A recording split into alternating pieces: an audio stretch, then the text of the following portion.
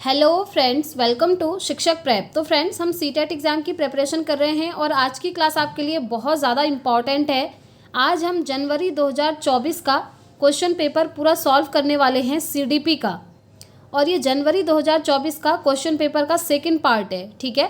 इससे पहले का जो पार्ट 1 है उसमें हम क्वेश्चन नंबर 15 तक कल कंप्लीट कर चुके थे और आज की क्लास में हम इसी का जो बचे हुए 15 क्वेश्चन हैं, क्वेश्चन नंबर 16 से लेकर क्वेश्चन नंबर 13 तक आज की क्लास में पार्ट 2 में इसको कंप्लीट करेंगे।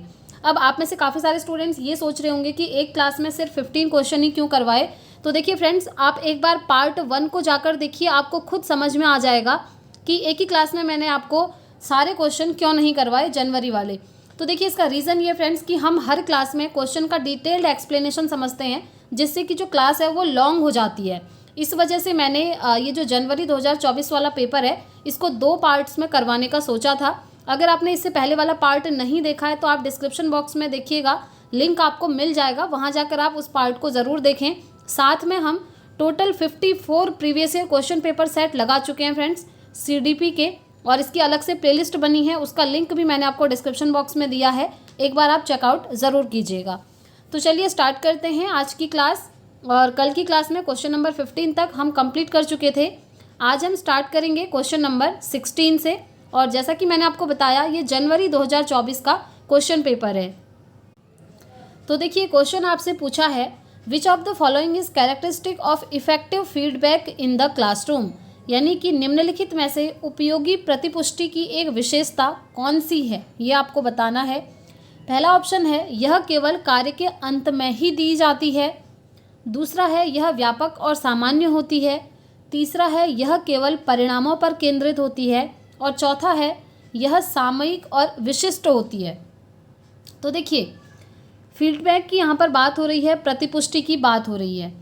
आपने देखा होगा कि बच्चों से जब क्लासरूम में क्वेश्चन पूछे जाते हैं तो टीचर उनको फीडबैक देते हैं। फीडबैक मतलब होता है, जैसे बच्चे ने सही आंसर दिया तो टीचर बोलते हैं कि वेरी गुड बेटा, आपने अच्छा आंसर दिया, आपने बिल्कुल सही बोला, ये बच्चे को फीडबैक मिल गया। और अगर बच्चे ने आंसर गलत बताया है तो भी बच्चे को फीडबैक इस तरीके से दिया जाता है कि आपने कोशिश करी, बहुत अच्छा, नेक्स्ट टाइम आप और अच्छा कर पाएंगे, आपने यहाँ पर थोड़ा सा गलत बताया। इस तरीके से बच्चे को क्या किया जाता है, फीडबैक दिया जाता है, ठीक है। तो फीडबैक की एक विशेषता कौन सी है, आपसे ये पूछा है। पहला है यह केवल कार्य के अंत में दी जाती है। देखिए, ऐसा नहीं होता कि कार्य के अंत में आप फीडबैक दे रहे हैं। फीडबैक जो है कार्य के दौरान दिया जा सकता है। जैसे टीचर कोई चैप्टर पढ़ा रहे हैं एक, और उस चैप्टर के बीच में उन्होंने बच्चे से क्वेश्चन करे, और बच्चों को मतलब ये जानने के लिए बच्चों से क्वेश्चन करे कि बच्चों का ध्यान है या नहीं है उस चैप्टर में जो मैं पढ़ा रहा हूँ, ठीक है। तो बच्चों से क्वेश्चन किए, फिर बच्चों ने आंसर दिया, फिर टीचर ने उनको फीडबैक दिया। तो ये कार्य के बीच बीच में किया जाता है, ना कि कार्य के अंत में किया जाता है। तो पहला ऑप्शन हो गया एलिमिनेट, ये आंसर नहीं हो सकता। दूसरा है यह व्यापक और सामान्य होता है। देखिए, व्यापक तो होता है लेकिन सामान्य नहीं होता है, बल्कि कैसा होता है, सतत होता है, कॉन्टिन्यूअस होता है, ठीक है। इसलिए ये ऑप्शन भी हमारा बाहर हो गया, क्योंकि इसमें ये जो ब्रॉड है, व्यापक है, ये तो ठीक है, ब्रॉडली होता है। ब्रॉडली कहने का मतलब है कि हर एस्पेक्ट में बच्चे का मूल्यांकन किया जाता है, सिर्फ शैक्षिक पक्ष में ही नहीं बल्कि सह शैक्षिक पक्ष का भी मूल्यांकन किया जाता है। शैक्षिक पक्ष तो आप जानते ही हैं, जो भी चीज़ें हम बच्चों को क्लासरूम में पढ़ा रहे हैं उसका मूल्यांकन करना। और सह शैक्षिक मतलब होता है को स्कोलेस्टिक एस्पेक्ट, मतलब पढ़ाई के बाहर की दुनिया में भी बच्चों का मूल्यांकन करना। जैसे बच्चों को स्पोर्ट्स वगैरह करवाए जाते हैं, वहाँ पर भी आप बच्चों का मूल्यांकन करेंगे। जैसे क्लासरूम में कुछ कंपटीशन हो गया, जैसे डिबेट कंपटीशन है, ड्राइंग कंपटीशन है, राइटिंग कंपटीशन है, वहाँ पर भी आप बच्चे का मूल्यांकन करेंगे। तो क्लासरूम के अंदर और बाहर भी बच्चे का जो मूल्यांकन किया जाता है वो कहलाता है ब्रॉड मूल्यांकन, ठीक है। तो ये भी सही है, लेकिन ये सामान्य यहाँ पर गलत हो गया। सामान्य की जगह अगर लिखा होता है ना सतत मूल्यांकन, तो ये सही हो जाता। सतत मतलब होता है कंटिन्यूअसली, जैसे जैसे आप पढ़ा रहे हैं बच्चों का मूल्यांकन करते जा रहे हैं, ठीक है। तो ये दोनों ही ऑप्शन हमारे क्या हो गए, एलिमिनेट हो गए। थर्ड है यह केवल परिणामों पर केंद्रित होती है, मतलब कि आप बच्चे को प्रतिपुष्टि सिर्फ इसलिए दे रहे हैं ताकि परिणाम प्राप्त हो सकें। जी नहीं, सिर्फ परिणाम प्राप्त के लिए बच्चों की प्रतिपुष्टि नहीं दी जाती है। तो इसका राइट आंसर क्या होगा, इसका राइट आंसर होगा कि ये जो फीडबैक होता है ना, यह सामयिक और विशिष्ट होता है, यानी कि टाइमली और स्पेसिफिक होता है। मतलब टाइम टाइम पर बच्चों को हम फीडबैक देते रहेंगे। अगर आप टाइम टाइम पर बच्चों को फीडबैक नहीं दे रहे हैं तो क्या होगा इससे, जब एनुअल एग्ज़ाम होंगे तो वहाँ पर आप देखेंगे बच्चे अच्छा परफॉर्म नहीं कर पा रहे हैं और कुछ बच्चे फेल भी हो सकते हैं। तो इसीलिए ज़रूरी होता है टाइमली बच्चों को प्रतिपुष्टि देना, और अगर बच्चों को चीज़ें समझ में नहीं आ रही हैं तो फिर उन्हें सही तरीके से समझाना। तो ये जो हमारा फीडबैक है यानी कि प्रतिपुष्टि है, इसकी विशेषता हो गई यहाँ पर कि यह सामयिक और विशिष्ट होती है, यानी कि it is timely and specific. ठीक है, तो फोर्थ ऑप्शन इसका राइट हो गया।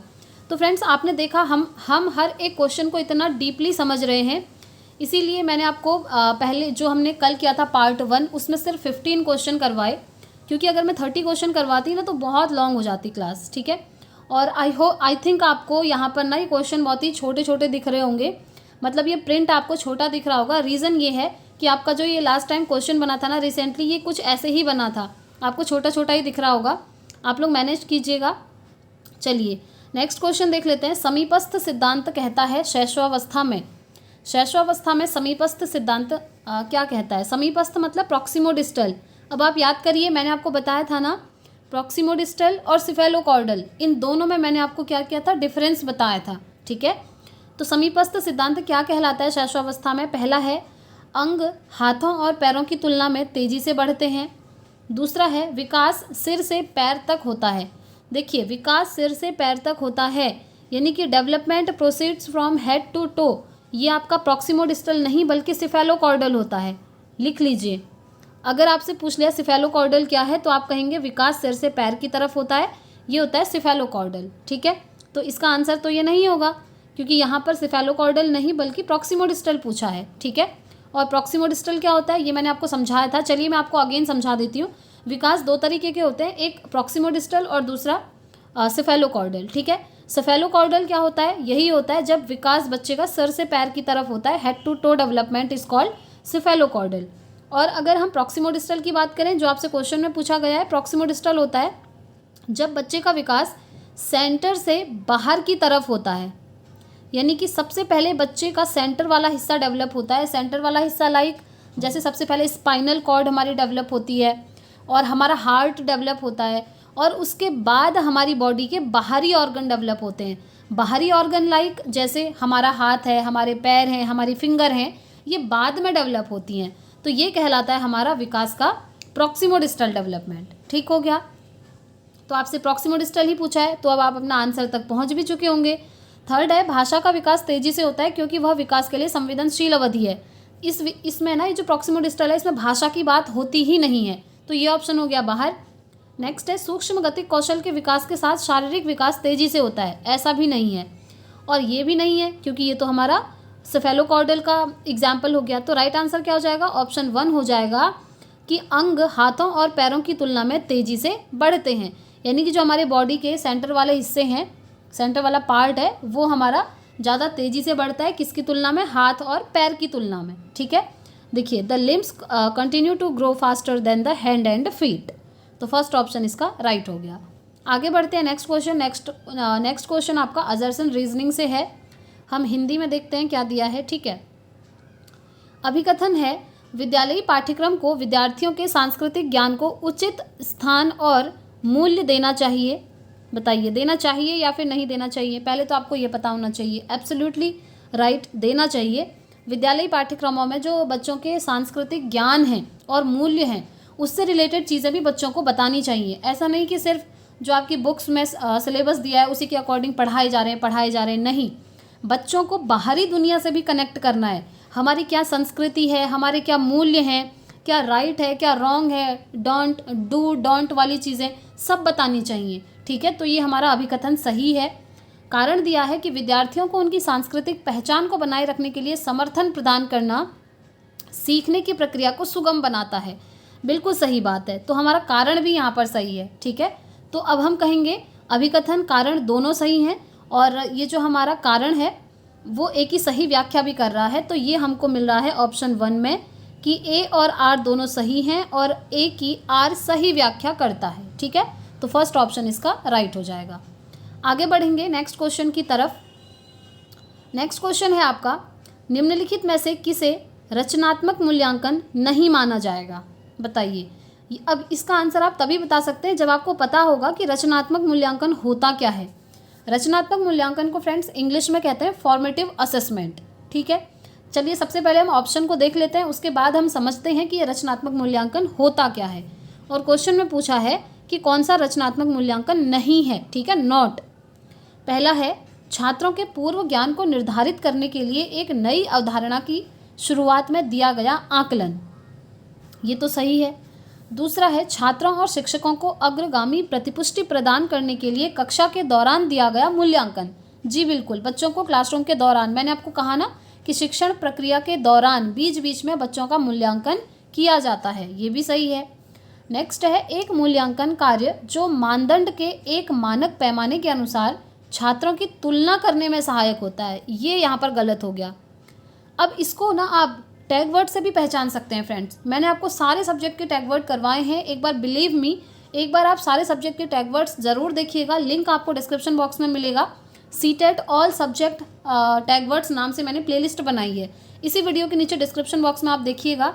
वहाँ पर जो मैंने आपको टैग वर्ड्स बताए ना, पॉजिटिव नेगेटिव, तो वहाँ पर मैंने आपको CDP में ये टैग वर्ड बताया हुआ है कि अगर किसी ऑप्शन में आपको दिख रहा है कि बच्चों की तुलना करी जा रही है किसी भी चीज़ से, तो ये हमारा नेगेटिव टैग वर्ड होता है। और नेगेटिव टैग वर्ड मतलब ये ऑप्शन हमेशा गलत होगा, नेगेटिव होगा, नॉट वाला होगा। ठीक है, और यही यहाँ पर पूछा है तो यही आंसर हो गया। ये तो हम पहुँच गए टैग वर्ड की हेल्प से अपने आंसर तक।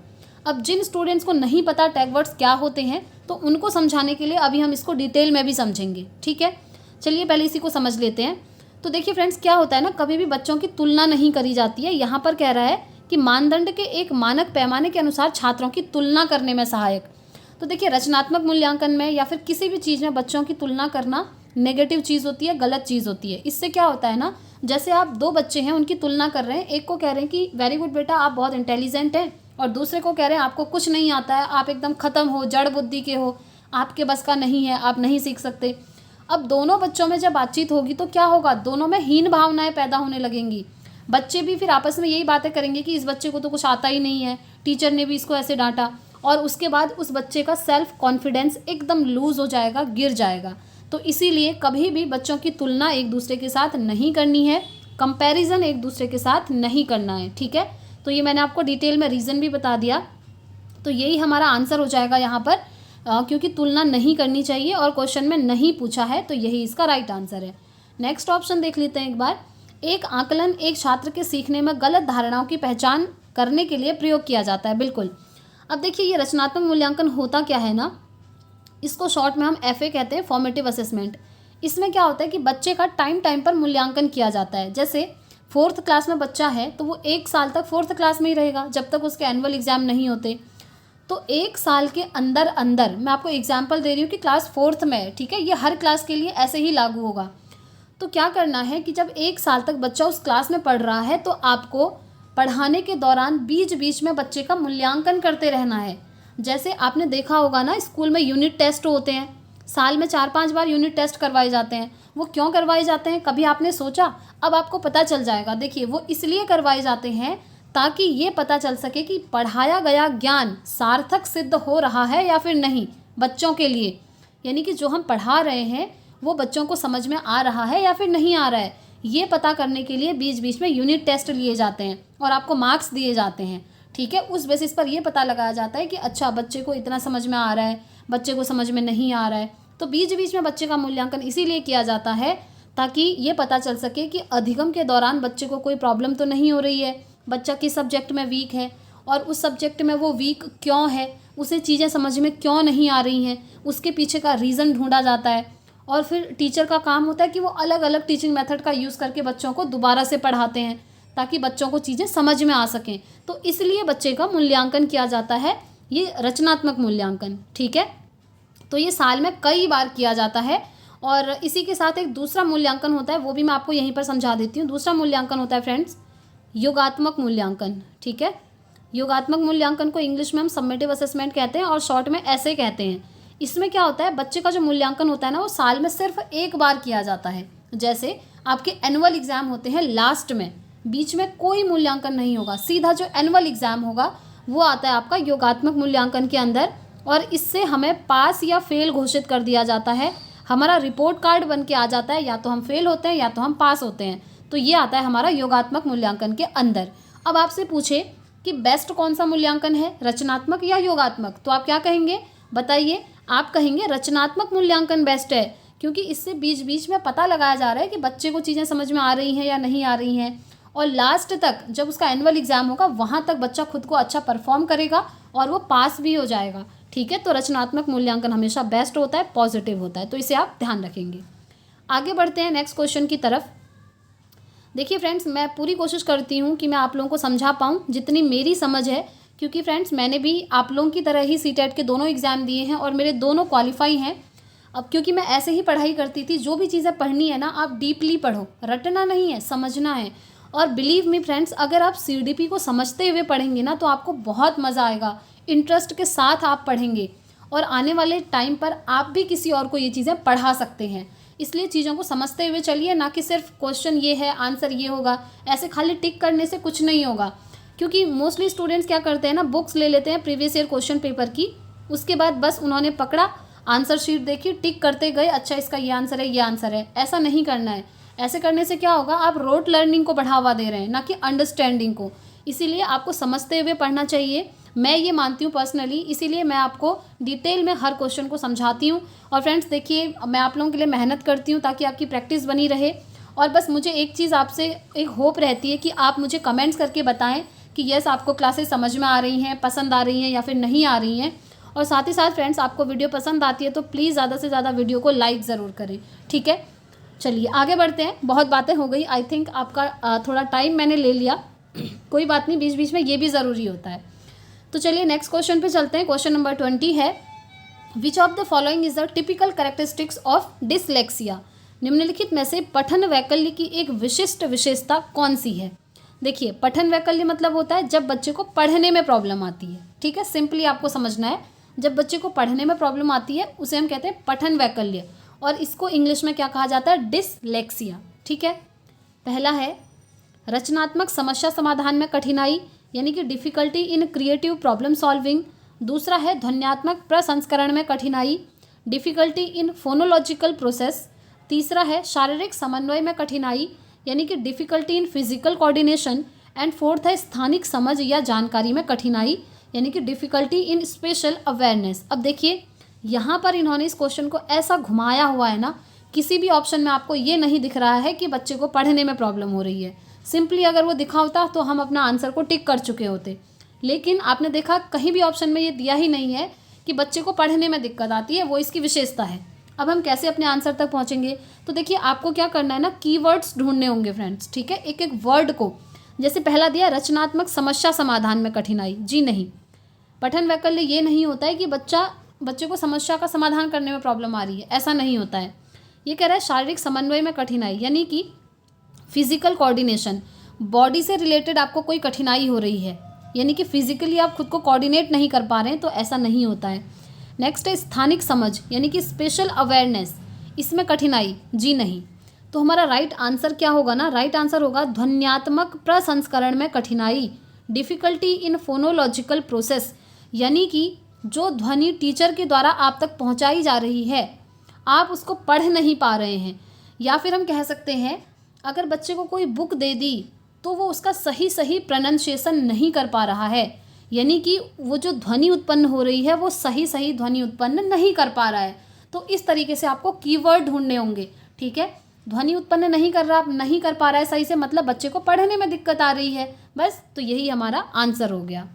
आगे बढ़ेंगे नेक्स्ट क्वेश्चन। नेक्स्ट है आपका, चलिए हिंदी में ही देख लेते हैं।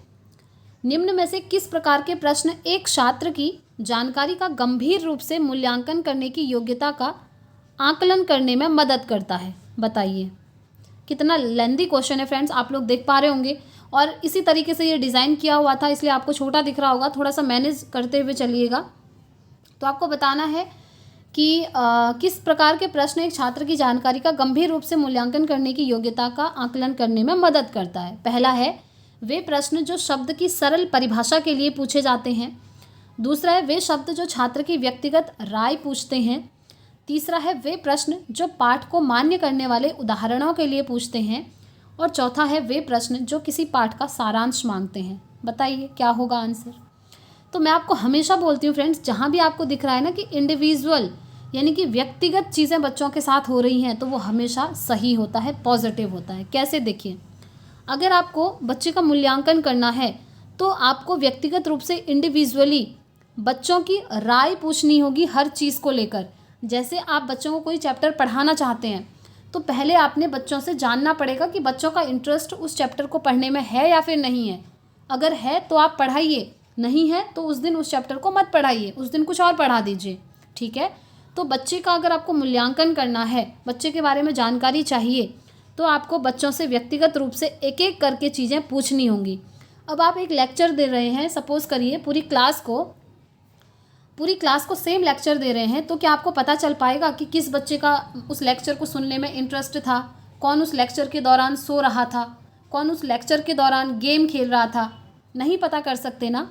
तो इसीलिए हर बच्चे से इंडिविजुअली व्यक्तिगत रूप से अलग अलग तरीके से जा कर के उसकी राय जाननी होती है, ठीक है।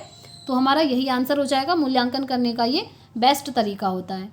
आगे बढ़ेंगे, नेक्स्ट क्वेश्चन है, बाधिता एक डैश स्थिति है जबकि अक्षमता एक डैश स्थिति है, यानी कि impairment is a dash condition while disability is a dash condition.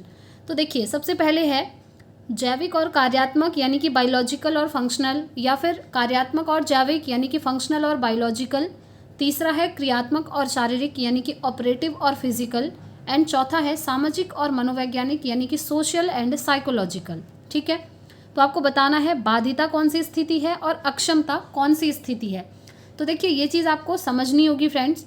ये जो हमारी इम्पेयरमेंट होती है ना, बाधिता होती है, ये बायोलॉजिकल बनी होती है, ठीक है। ये हमारी जन्म से होती है, जैविक होती है। लेकिन जो डिसेबिलिटी होती है ना, अक्षमताएं होती हैं कुछ, वो क्या होती है, फंक्शनल होती है, कार्यात्मक होती हैं। उनमें हम थोड़ा बहुत चेंज भी कर सकते हैं, उसमें थोड़ा बहुत सुधार भी हम कर सकते हैं, ठीक है।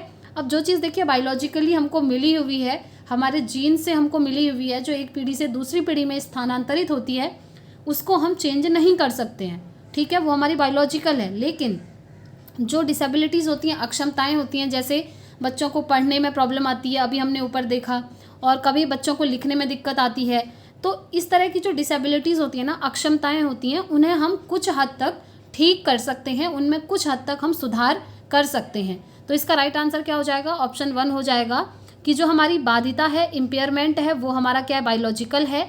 और जो डिसेबिलिटी है यानी कि अक्षमताएं होती हैं, वो हमारी फंक्शनल होती हैं यानी कि कार्यात्मक होती हैं, ठीक है। Option 1 will be the right answer. आगे बढ़ते हैं नेक्स्ट क्वेश्चन की तरफ।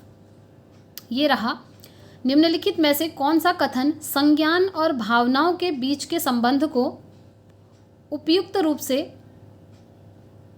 परिभाषित करता है। देखिए, बहुत लेंदी क्वेश्चन है, छोटा करके देख लेते हैं। ये देखिए, निम्नलिखित में से कौन सा कथन संज्ञान और भावनाओं के बीच के संबंध को उपयुक्त तरीके से परिभाषित करता है। और ये चीज़ मैंने आपको बहुत बार करवाई है।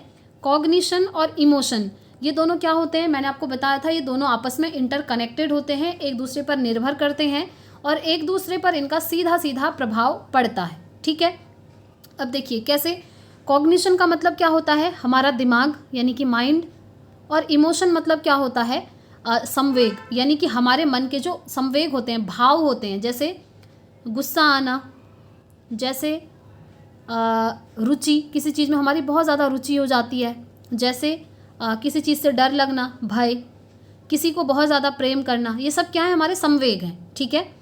तो जो हमारा दिमाग है और जो हमारे संवेग हैं, हमारे मन के भाव हैं, जब वो दोनों हमारे पढ़ाई में होते हैं तब हमको चीज़ें समझ में आती हैं। फॉर एग्जाम्पल, अभी आप CDP की एक क्लास देख रहे हैं, previous year question paper solve करना सीख रहे हैं। सपोज करो कि आपका दिमाग यहाँ है यानी कि कॉग्निशन है, लेकिन आपका इमोशन, आपका मन यहाँ नहीं है, तो क्या आप सीख पाएंगे अच्छे से? नहीं सीख पाएंगे। या फिर सपोज कीजिए आपका इमोशन यहाँ पर है यानी कि आपका मन लगा है पढ़ने में, लेकिन दिमाग आपका यहाँ नहीं है, कॉग्निशन कहीं और ही जा रहा है, आपका दिमाग कहीं और ही चल रहा है, तो क्या आप अच्छे से पढ़ पाएंगे, आप समझ पाएंगे? नहीं समझ पाएंगे, है ना। तो इसीलिए हम कहते हैं कि किसी भी काम को करने में, सिर्फ पढ़ाई ही नहीं बल्कि किसी भी काम को करने में कॉग्निशन और इमोशन दोनों एक साथ मिलने चाहिए, यानी कि दोनों एक दूसरे पर क्या होते हैं, इंटरकनेक्टेड होते हैं, एक दूसरे के साथ क्या होते हैं, पारस्परिक रूप से जुड़े हुए होते हैं, ठीक है। तो अब आपको आंसर भी मिल जाएगा। पहला है संज्ञान और भावनाएं दोनों स्वतंत्र होती हैं, यानी कि दोनों इंडिपेंडेंट हैं, अलग अलग हैं। क्या ऐसा होता है? नहीं होता है, अभी मैंने आपको समझाया है ना। दूसरा है भावनाएं और संज्ञान आपस में एक दूसरे पर पारस्परिक रूप से निर्भर रहते हैं, यानी कि इंटरडिपेंडेंट ऑन ईच अदर। ये बिल्कुल यहाँ पर सही हो जाएगा। अभी मैंने आपको यही समझाया कि ये दोनों आपस में क्या होते हैं, इंटरकनेक्टेड होते हैं, एक दूसरे पर डिपेंडेंट होते हैं, निर्भर करते हैं। ये हमें हमारा आंसर मिल चुका है। फिर भी अदर ऑप्शंस को देख लेते हैं। Cognition influences emotions but reverse is not true, यानी कि संज्ञान भावनाओं को प्रभावित करता है लेकिन इसका विपरीत सत्य नहीं है। ऐसी चीज़ें कुछ नहीं है कि विपरीत सत्य नहीं है। तो हमें हमारा आंसर मिल चुका है। आंसर क्या होगा हमारा? ऑप्शन 2 होगा कि emotion and cognition are interdependent on each other. चलिए आगे बढ़ते हैं नेक्स्ट क्वेश्चन पे। नेक्स्ट है language development is primary class is facilitated, यानी कि प्राथमिक कक्षाओं में भाषा का विकास किस प्रकार संसाधित होता है। पहला है जब शिक्षक अमूर्त अवधारणाओं को संदर्भित करने के लिए ठोस उदाहरणों का उपयोग करते हैं। दूसरा है जब शिक्षक औपचारिक भाषा के प्रयोग पर जोर देते हैं और उसे लागू करते हैं। औपचारिक भाषा क्या होती है? औपचारिक भाषा मतलब फॉर्मल लैंग्वेज। फॉर्मल लैंग्वेज वो लैंग्वेज होती है फ्रेंड्स जो हमारी स्पेशली स्कूल में पढ़ाई जाती है या फिर स्पेशली किसी इंस्टीट्यूट कॉलेज वगैरह में पढ़ाई जाती है। तो इसमें कह रहा है शिक्षक सिर्फ उसी भाषा पर जोर देंगे तो ये सही नहीं होगा, क्योंकि बच्चों को फॉर्मल के साथ साथ इनफॉर्मल लैंग्वेज भी सिखानी होती है। इनफॉर्मल लैंग्वेज आप कहीं से भी सीख सकते हैं। वो स्कूल से भी सीख सकते हैं, बाहर से भी सीख सकते हैं, अपने घर पर भी सीख सकते हैं। आप कहीं गए हुए हैं किसी स्थान पर, वहाँ से भी सीख सकते हैं। आप अपने टीवी शोज से भी सीख सकते हैं। मोबाइल पे आज अलग अलग तरीके की चीज़ें चलती हैं, वहाँ से भी आप सीख सकते हैं। तो फॉर्मल लैंग्वेज ही बच्चों को पढ़ानी है ये ज़रूरी नहीं होता है। बच्चों को आप इनफॉर्मल लैंग्वेज अनौपचारिक भाषा भी सिखाएंगे, जैसे जो भाषा उसके घर पे बोली जाती होगी। ठीक है, तो ये ऑप्शन हमारा सही नहीं होगा। नेक्स्ट है जब शिक्षक बच्चों की मातृभाषा की अवहेलना और उपेक्षा करें। कभी भी अवहेलना नहीं करनी है। अवहेलना करना मतलब क्या होता है? आप मातृभाषा को क्या कर रहे हैं? डिसमिस कर रहे हैं, इग्नोर कर रहे हैं। ऐसा नहीं करना है। आपने देखा था ना NCF 2005, NEP 2020, निपुण भारत, RTE 2009, समावेशी शिक्षा, प्रोग्रेसिव एजुकेशन, ये सभी कहते हैं कि बच्चों को मातृभाषा में पढ़ाओ स्टार्टिंग में, प्राइमरी क्लास में, ना कि मातृभाषा की अवहेलना करो। मातृभाषा क्या होती है? मातृभाषा वो भाषा होती है जो भाषा बच्चा जन्म लेने के बाद सबसे पहले सुनता है और सीखता है। जैसे जो भाषा सबसे पहले बच्चे के घर में बोली जाती है वो बच्चे की मातृभाषा होती है, फर्स्ट भाषा होती है। ठीक है, नेक्स्ट है जब शिक्षक मूर्त वस्तुओं के बजाय संकेतों और प्रतीकों से शुरू करते हैं। ऐसा नहीं करना है। मूर्त वस्तुएं वो होती हैं जो बच्चों के सामने दिखाई जाती हैं। अब यहाँ पर कह रहा है प्राइमरी क्लास है और बच्चों को आप वस्तुएं दिखा नहीं रहे हैं बल्कि सिर्फ संकेत और प्रतीक से बच्चों को पढ़ा रहे हैं, तो ये भी सही नहीं होगा, क्योंकि प्राइमरी क्लास में बच्चा छोटा होता है और बच्चों को मूर्त रूप से चीज़ें दिखाई जानी चाहिए। ठीक है, तो इसका राइट आंसर क्या होगा? राइट आंसर हो जाएगा जब शिक्षक अमूर्त अवधारणाओं को संदर्भित करने के लिए ठोस उदाहरणों का उपयोग करते हैं। अब ये अमूर्त अवधारणाएं वो अवधारणाएं होती हैं जो चीज़ें बच्चों के सामने में नहीं होती हैं, जिन्हें बच्चा सिर्फ सोच सकता है, उसके बारे में कल्पना कर सकता है, इमेजिनेशन कर सकता है। उन अवधारणाओं को कह रहे हैं ठोस उदाहरणों का उपयोग करके बच्चों को समझाएंगे। ठोस उदाहरण मतलब होते हैं वो उदाहरण, देखिए ठोस उदाहरण मूर्त उदाहरण होते हैं, बस आप ऐसे समझ लीजिए। ऐसे उदाहरण जो बच्चों के सामने में है, जिन्हें वो देख सकते हैं, टच कर सकते हैं, फील कर सकते हैं। तो अमूर्त चीज़ पढ़ाने के लिए बच्चों को ठोस उदाहरण दिए जा रहे हैं, ऐसे उदाहरण दिए जा रहे हैं जो बच्चों के सामने में हैं, जिन्हें बच्चा देख सकता है। और प्राइमरी क्लास में यही इंपॉर्टेंट होता है, बच्चों को आप वही चीज़ें पढ़ाओ जो चीज़ें बच्चों के सामने में प्रेजेंट हैं। ठीक है, जिन्हें बच्चा देख सकता है। तो इसका राइट आंसर क्या हो जाएगा? ऑप्शन 1 हो जाएगा। आगे बढ़ेंगे नेक्स्ट क्वेश्चन। क्वेश्चन नंबर 25 पर हम पहुंचे हैं। विच of the following correctly describes intrinsic motivation. निम्नलिखित में से कौन आंतरिक अभिप्रेरणा का सही वर्णन करता है? आंतरिक अभिप्रेरणा मैंने आपको समझाई थी। अभिप्रेरणाएं 2 प्रकार की होती हैं, एक होती है बाहरी अभिप्रेरणा और एक होती है आंतरिक अभिप्रेरणा। बाहरी अभिप्रेरणा मतलब होता है जब हम किसी काम को इसलिए कर रहे होते हैं, हमें उसका लालच होता है, हमें उस काम को लेकर कुछ ना कुछ मिलने वाला है, जैसे हमें कोई प्राइज़ मिल रहा है या हमें कोई पैसे दे रहा है, मतलब हम उस काम को सिर्फ इसलिए करते हैं कि हमें उसके बदले कुछ ना कुछ मिलेगा, कोई रिवॉर्ड मिलेगा। तो वो होता है लालच के लिए काम करना, वो होता है हमारा क्या? बाह्य अभिप्रेरणा। ठीक है, यानी कि एक्सट्रिंसिक मोटिवेशन उसको बोलते हैं। और आंतरिक अभिप्रेरणा यानी कि इंट्रिंसिक मोटिवेशन क्या होता है? ये मोटिवेशन वो मोटिवेशन होता है जब हम किसी काम को इसलिए करते हैं क्योंकि उस काम को करने में हमारी रुचि होती है, हमें उस काम को करने में मज़ा आता है, हमें उस काम को करने में खुशी होती है। जैसे अभी मैं आप लोगों को पढ़ा रही हूँ क्योंकि मैं इंट्रिंसिक मोटिवेटेड हूँ, अंदर से मोटिवेटेड हूँ, आंतरिक रूप से अभिप्रेरित हूँ, क्योंकि मुझे पढ़ाना अच्छा लगता है, पढ़ाने में मुझे इंटरेस्ट आता है, मेरी रुचि है, मुझे बहुत अच्छा लगता है कि मैं किसी को पढ़ा पा रही हूँ। ठीक है, तो मैं क्या हूँ? आंतरिक रूप से अभिप्रेरित हूँ। ठीक है, इस तरीके से आप समझ गए होंगे। तो अब आप अपने आंसर तक भी पहुँच जाएंगे। पहला है अभिप्रेरणा जो बाहरी पुरस्कारों से आती है, ये क्या होती है? अभी मैंने आपको बताया, ये बाह्य अभिप्रेरणा होती है। ठीक है, इसलिए ये ऑप्शन हो जाएगा एलिमिनेट। अभिप्रेरणा जो दूसरों के साथ प्रतिस्पर्धा से आती है, एक दूसरे के साथ कंपटीशन हो रहा है, ऐसा भी नहीं होता है, ये बाहरी अभिप्रेरणा है। अभिप्रेरणा जो दंड के भय से आती है, मतलब किसी डर की वजह से हम कर रहे हैं, तो ये भी हमारी आंतरिक नहीं है। आंतरिक अभिप्रेरणा होती है जब हम किसी कार्य को इसलिए करते हैं क्योंकि हमें उसको करने में आनंद आता है, व्यक्तिगत आनंद से ये आती है, यानी कि motivation that comes from personal enjoyment of the task, यानी कि एंजॉयमेंट के लिए जब हम कोई काम कर रहे होते हैं, तो सेकंड ऑप्शन इसका राइट हो जाएगा। आगे बढ़ते हैं next question. Which of the following are example of scaffolding, यानी कि स्कैप फोल्डिंग। देखिए ये किससे क्वेश्चन पूछा है? ये वाइगोत्स्की की थियोरी से क्वेश्चन पूछा है। ठीक है, अब मैं आपको हमेशा इसीलिए बोलती थी कि कुछ टर्म्स ऐसे होते हैं फ्रेंड्स जिन्हें आपको ना इंग्लिश में ही याद रखना चाहिए। जैसे इंग्लिश में इसको स्कैप फोल्डिंग कहते हैं, और अगर हिंदी में आप इसके नाम देखेंगे तो यहाँ पर एक नया ही नाम दिख गया है, आलम्बन। इसको आलम्बन कहते हैं, इसको पाड़ कहते हैं, इसको मचान कहते हैं। हिंदी में इसके कई सारे नाम हैं, तो इतना कंफ्यूज होने से बेटर है कि आप इंग्लिश में इसको याद कर लो, एक ही नाम है स्कैप फोल्डिंग। इससे आपको समझ में आ जाएगा कि क्वेश्चन क्या पूछा है। ठीक है, तो स्कैप फोल्डिंग का एग्जाम्पल क्या है? पहला है बोल कर सोचो, यानी कि थिंक अलाउड। दूसरा है संकेत और इशारे, यानी कि प्रॉम्प्ट्स एंड क्यूज। तीसरा है आधा हल किया हुआ उदाहरण, हाफ सॉल्व्ड एग्जाम्पल। और चौथा है रट कर दोहराओ। ठीक है, रोट रिहर्सल करवाई जा रही है। तो आपको बताना है स्कैप फोल्डिंग इसमें से क्या है। पहला है ए और बी दोनों। तो चलिए समझ लेते हैं इसमें स्कैप फोल्डिंग क्या होती है। तो देखिए, स्कैप फोल्डिंग मतलब होता है बच्चे को टेम्पररी हेल्प देना। जैसे बच्चों को आप कुछ पढ़ा रहे होते हैं और बच्चों को वो समझ में नहीं आ रहा है, तो आप क्या कहेंगे? आप उनको संकेत देंगे, उनको इशारे देंगे, उनको कुछ हिंट देंगे, जिससे कि बच्चा उस प्रॉब्लम को सॉल्व कर पाए। ठीक है, जैसे आपने बच्चों को कुछ पढ़ाया, उसके बाद आप बच्चों से पूछ रहे हैं कि बताओ मैंने आपको अभी क्या पढ़ाया। अब बच्चा थोड़ा बहुत बता पा रहा है, थोड़ा नहीं बता पा रहा है, तो आप क्या करेंगे? थोड़ा बहुत बच्चे को इशारे देंगे, उसको हेल्प देंगे कि हाँ आप सही डायरेक्शन में जा रहे हैं, इससे आगे और मैंने क्या पढ़ाया था। कुछ आप संकेत देंगे बच्चों को, जिससे कि बच्चा खुद ही आंसर कर पाए पूरी तरीके से। ठीक है, तो जब पढ़ाई के दौरान बच्चों को थोड़ी हेल्प करी जाती है, थोड़ा बच्चों को इशारे दिए जाते हैं, संकेत दिए जाते हैं, जिनसे बच्चा अपने आंसर तक पहुंच सके, तो वो कहलाता है स्कैप फोल्डिंग। वो हमको दिख रहा है किसमें? सबसे पहले दिख रहा है थिंक अलाउड, बोल कर सोचो, यानी कि अगर आपको नहीं आ रहा है तो बोल करके आप उसका आंसर ढूंढने की कोशिश करो। संकेत और इशारे, ये भी सही है। आधा हल किया हुआ उदाहरण, ये भी बिल्कुल सही है। ठीक है, क्योंकि देखिए आधा हल किया हुआ उदाहरण अगर आप बच्चों को देंगे ना, तो इससे क्या होगा? उनको आपने आधी हेल्प कर दी है ना, और यही होता है स्कैप फोल्डिंग, बच्चों को आधी हेल्प करना।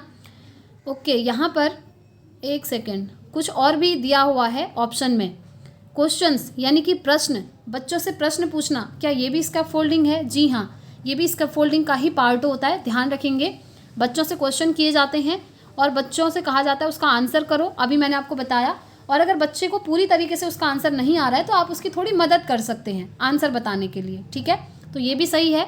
तो इसका फोल्डिंग में हम कहेंगे यहाँ पर A, B, C, D, ये चारों सही हैं, लेकिन रटकर दोहराना ये स्कैप फोल्डिंग नहीं है। यही आपको ढूंढना था, यही आपको एलिमिनेट करना था। रोट रिहर्सल, यानी कि बच्चों को कहा जाता है आप रटो, इन क्वेश्चन को याद करो, लर्न करो, बार बार रटो, तो ये हमारा स्कैप फोल्डिंग नहीं होता है। तो इसीलिए हम कहेंगे A, B, C, D, ये चार ऑप्शन सही हैं, जो कि हमको ऑप्शन थर्ड में मिल रहे हैं। तो थर्ड ऑप्शन हमारा यहाँ पर बिल्कुल राइट हो जाएगा। ठीक है, आई होप आप लोग समझ पा रहे होंगे फ्रेंड्स। आगे बढ़ते हैं नेक्स्ट क्वेश्चन पर। बहुत अच्छा क्वेश्चन है, बहुत ईजी क्वेश्चन है। विकास के क्रम में बच्चे सूक्ष्म पेशीय कौशल के से पहले सकल पेशीय कौशल विकसित करते हैं, यह क्या दर्शाता है? यानी कि ये कह रहा है children achieve gross motor skill before fine motor skills, यानी कि फाइन मोटर स्किल से पहले बच्चे क्या अचीव कर लेते हैं? ग्रॉस मोटर स्किल्स अचीव कर लेते हैं। तो ये किस चीज़ को दर्शाता है? अभी मैंने आपको समझाया था कि जो बच्चे का विकास होता है फ्रेंड्स, दो तरीके का, एक प्रॉक्सिमोडिस्टल और एक सिफेलोकॉर्डल। वो दोनों ऑप्शन आप यहाँ पर देख पा रहे हैं, ठीक है। सिफेलोकॉर्डल तो था जब बच्चे का विकास सर से पैर की तरफ होता है, और प्रॉक्सिमोडिस्टल क्या था? जब बच्चे का विकास सेंटर से बाहर की तरफ हो रहा है, यानी कि केंद्र से परिधि की तरफ हो रहा है। अब मैंने आपको इसमें कहा था कि सबसे पहले बच्चे का सेंटर वाला हिस्सा डेवलप होता है। सेंटर वाला हिस्सा हमारा क्या होता है? ग्रॉस मोटर स्किल होती है। अब ये ग्रॉस मोटर स्किल क्या होती हैं? ये होती हैं सकल पेशीय कौशल। हमारी बॉडी की जो बड़ी बड़ी मसल्स होती हैं उन्हें हम कहते हैं ग्रॉस मोटर, ठीक है। और जो बॉडी की छोटी छोटी मसल्स होती हैं उन्हें हम कहते हैं क्या? फाइन मोटर, यानी कि सूक्ष्म पेशीय कौशल। तो ये जो सेंटर वाला पार्ट आपका डेवलप हो रहा है ना, ये क्या होता है? ये ग्रॉस मोटर होता है, ठीक है। जैसे हमारी स्पाइनल कॉर्ड मैंने कहा, हार्ट कहा, तो ये पहले डेवलप होगा, यानी कि हमारे ग्रॉस मोटर स्किल पहले डेवलप होंगी। उसके बाद जो हमारे सूक्ष्म पेशीय कौशल हैं वो डेवलप होंगी, यानी कि हमारी बॉडी की छोटी छोटी muscles, fine motor skills, like मैंने आपको कहा ना, हमारा फिंगर है, हमारा हैंड है, ये सब बाद में डेवलप होता है। तो यही इसका राइट आंसर होगा क्या? प्रॉक्सिमोडिस्टल, जिसमें क्या होता है?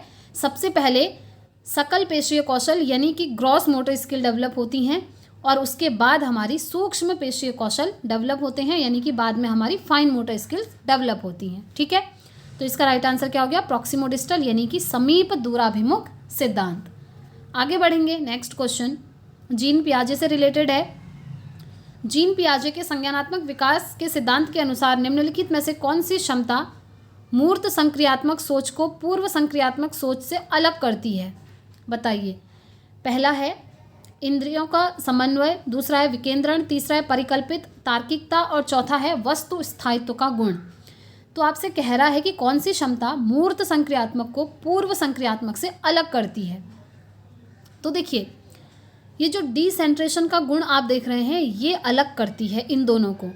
डिसेंट्रेशन बच्चे के अंदर कौन सी स्टेज में आता है? ये आता है आपका मूर्त संक्रियात्मक की अवस्था में, याद रखेंगे। और पूर्व संक्रियात्मक की अवस्था में इसकी जगह बच्चे के अंदर होता है सेंट्रेशन का गुण। पूर्व संक्रियात्मक में क्या होता है? सेंट्रेशन होता है। मूर्त संक्रियात्मक में क्या होता है? डिसेंट्रेशन का गुण होता है। अब ये दोनों होते क्या हैं?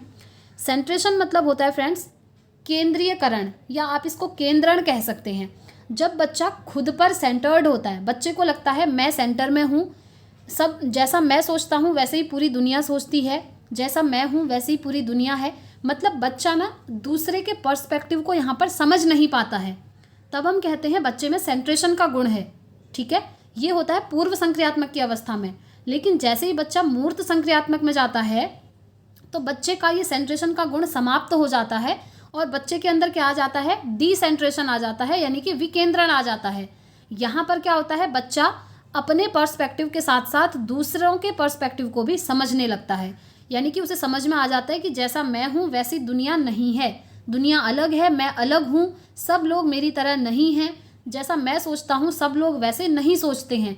ये वाला गुण बच्चे के अंदर आने लगता है, इसे हम कहते हैं डिसेंट्रेशन का गुण, और ये आता है बच्चे के अंदर मूर्त संक्रियात्मक की अवस्था में। अब देखिए, ये चारों जो स्टेजेस हैं ना, इसीलिए मैंने आपको ट्रिक के साथ याद करवाए थे। ये जो जीन पियाजे ने बच्चे के डेवलपमेंट के 4 स्टेजेस बताए हैं, कौन कौन से? SPCF, ये आप ऐसे क्रम में याद रखेंगे। S फॉर सेंसरी मोटर, यानी कि संवेदीगामक अवस्था। P फॉर प्री ऑपरेशनल, यानी कि पूर्व संक्रियात्मक अवस्था, ये वाली। और इसके बाद आती है कॉन्क्रीट ऑपरेशनल स्टेज, यानी कि मूर्त संक्रियात्मक अवस्था, ठीक है, इसके जस्ट बाद आती है। और लास्ट में आती है फॉर्मल ऑपरेशनल स्टेज, यानी कि औपचारिक संक्रियात्मक की अवस्था। तो मैंने आपको बता दिया, बच्चे के अंदर सेंट्रेशन का गुण होता है प्री ऑपरेशनल स्टेज में, यानी कि पूर्व संक्रियात्मक में, और जो डिसेंट्रेशन आता है वो बच्चे के अंदर आता है मूर्त संक्रियात्मक में, यानी कि कॉन्क्रीट ऑपरेशनल की स्टेज में, ठीक है। तो इसका राइट आंसर यही हो जाएगा, डिसेंटरिंग। आगे बढ़ेंगे, नेक्स्ट क्वेश्चन। रस्सी कूदते समय पैर में रस्सी फंसने के कारण आउट होने के बाद अरु कहती है कि उसे रस्सी ने जानबूझकर आउट किया है। तो जीन पियाजे के संज्ञानात्मक विकास सिद्धांत की किस अवस्था के अंदर वो बच्ची तर्क दे रही है? यानी कि वो रस्सी कूद खेल रही है और फिर आउट हो जाती है, फिर कहती है कि रस्सी ने मुझे जानबूझकर आउट किया है। तो अभी वो कौन सी स्टेज में है बताइए?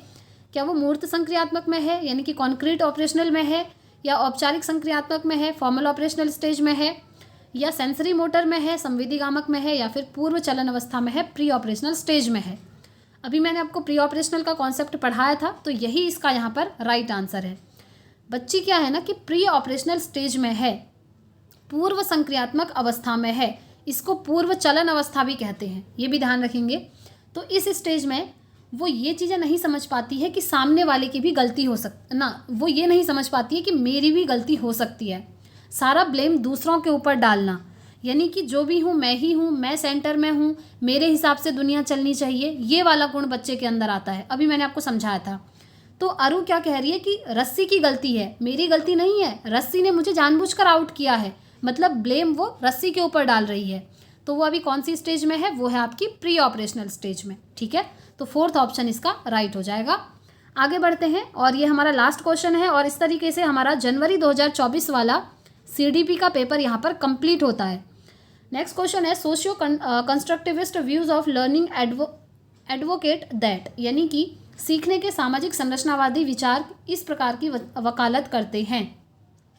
किस प्रकार की वकालत करते हैं बताइए। पहला है शिक्षार्थी दूसरों से निष्क्रिय रूप से ज्ञान प्राप्त करते हैं। जी नहीं, निष्क्रिय रूप से मतलब बच्चे का मन नहीं है पढ़ने में, बच्चे की रुचि नहीं है, तो शिक्षार्थी निष्क्रिय रूप से ज्ञान ग्रहण कर ही नहीं सकते। ठीक है। दूसरा है शिक्षार्थी सक्रिय रूप से ज्ञान का निर्माण करते हैं, ये तो सही लग रहा है। अदर नेक्स्ट है व्याख्यान देने और समझाने से प्रभावी शिक्षण सक्रिय होता है। जी नहीं, सिर्फ आप बच्चों को लेक्चर दे रहे हैं, व्याख्या दे रहे हैं और बच्चे समझ जाएंगे, ऐसा ज़रूरी नहीं है।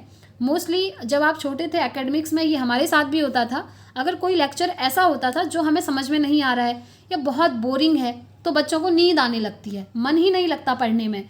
तो सिर्फ व्याख्यान देने से काम नहीं चलेगा, बच्चों को डेमो करके दिखाओ, एक्सपेरिमेंट करके दिखाओ, बच्चों को फील्ड ट्रिप पे ले जाओ।